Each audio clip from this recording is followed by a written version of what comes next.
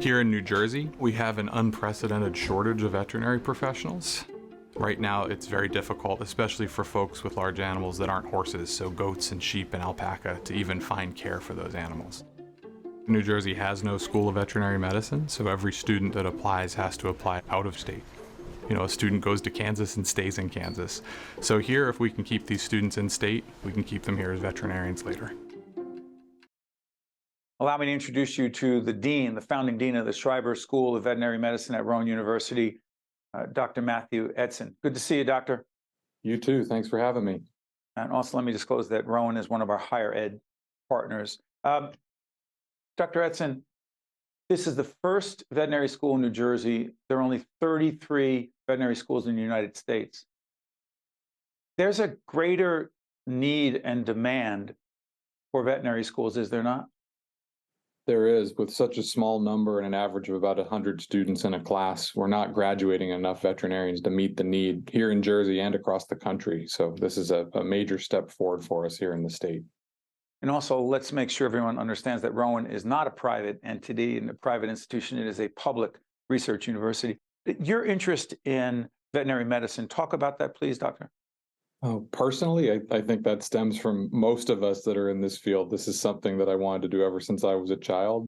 Had a lot of interesting pets growing up, and this was sort of the dream that I had. And I think that's a dream a lot of folks have in the same position. And having access to that here at home has been a very important part of this project for us. Reading about your background, you talk to our producers. You grew up in South Jersey? Burlington County, yes. Who's Boris? Boris is my dromedary camel. Hold on, go back. And please, Georgette, our producer, Georgette, please put a picture in to prove this. It's your camel? Yeah. We, us veterinarians have a tendency to accumulate some interesting pets along the way, and that's probably one of the more interesting ones I accumulated. I'd say so. So other than Boris, let's pursue this a little bit more. In terms of the veterinary school, it's a postgraduate degree program pending accreditation. The school is scheduled to open in the fall of 2025, correct? Yes, that's our plan. We're in the midst of the accreditation process now, and our hope is to admit the first class in the fall of 25. How do we retain, the whole brain drain issue? We lose so many New Jersey students to out-of-state universities and colleges. Talk about the need to keep New Jersey students in New Jersey, particularly those who wind up going to the veterinary school and are here to serve the animals in our state. Without having an in-state option, everyone has to go somewhere else to go to school. And there's a tendency sometimes for those folks to go off to school and perhaps not come back to New Jersey. So having an option here in-state allows us to provide in-state tuition at a reduced cost and hopefully keep them at home, get them interested in some of the practices they might rotate through as a student, and then stay here after graduation to help solve the shortage here in our state. Well, let me do this.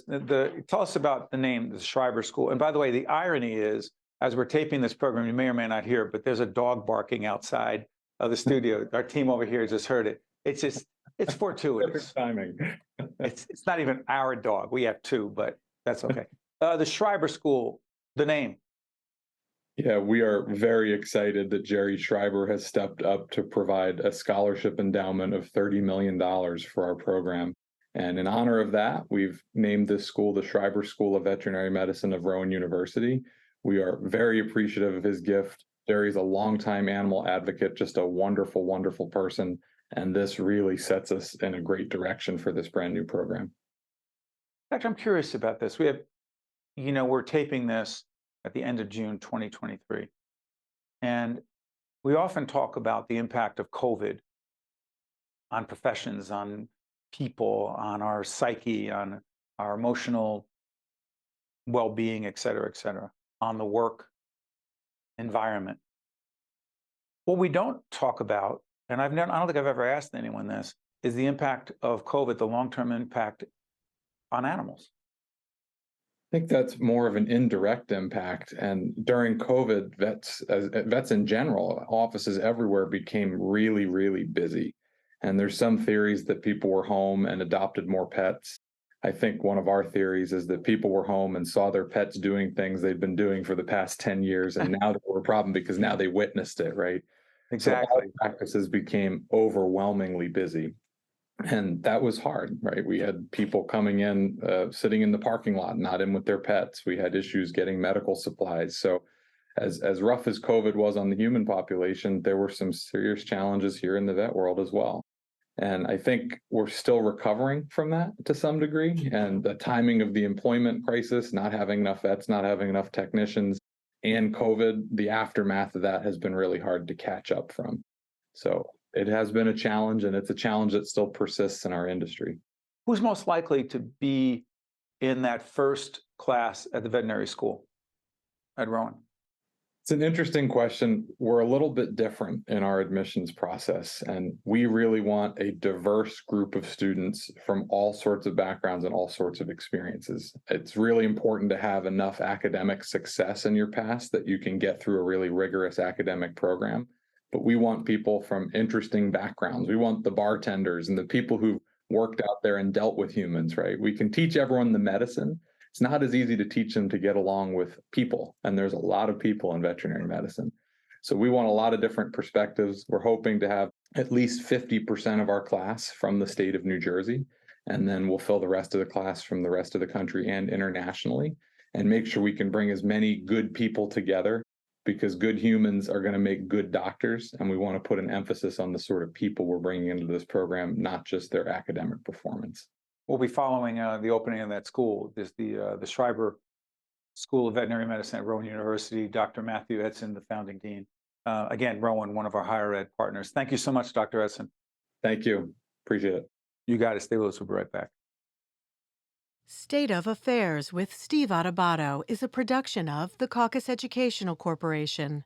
Funding has been provided by the New Jersey Economic Development Authority, Hackensack Meridian Health, Community Food Bank of New Jersey, Valley Bank, Robert Wood Johnson Foundation, Choose New Jersey, PSC, Veolia, and by IBEW Local 102. Promotional support provided by the New Jersey Business and Industry Association and by NorthJersey.com and Local IQ. Life is full of changes. At Hackensack Meridian Medical Group, we're ready for them. If you have a cold or chronic illness, our 5-star doctors can treat any ailment. Whether you're starting recess or retirement, we're prepared with pediatric and adult specialists. And if you just moved here, we are in your neighborhood. You now have access to a health team 1,000 strong. So no matter what or when, we're ready.